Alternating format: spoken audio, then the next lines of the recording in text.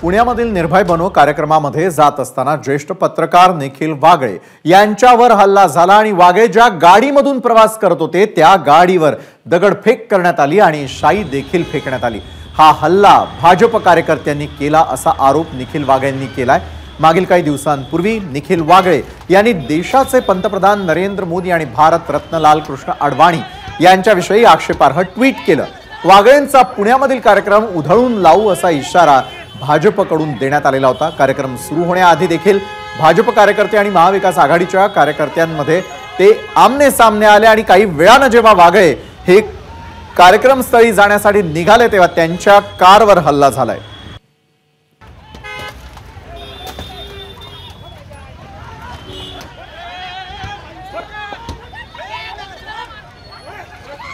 यहाँ काफी मात्रा में बंदोबस्त रखा था। उनका यहाँ आने का टाइम था, तो थोड़ा सा आगे पीछे हुआ तो उसमें वो रास्ते पे उनकी गाड़ी पे किसी ने पत्थर फेंका। उस पर पूरी कार्रवाई की जाएगी, कड़क कार्रवाई। आयडेंटिफाय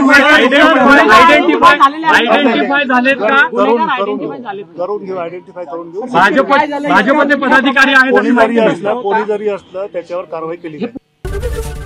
एबीपी माझा, उघडा डोळे बघा नीट।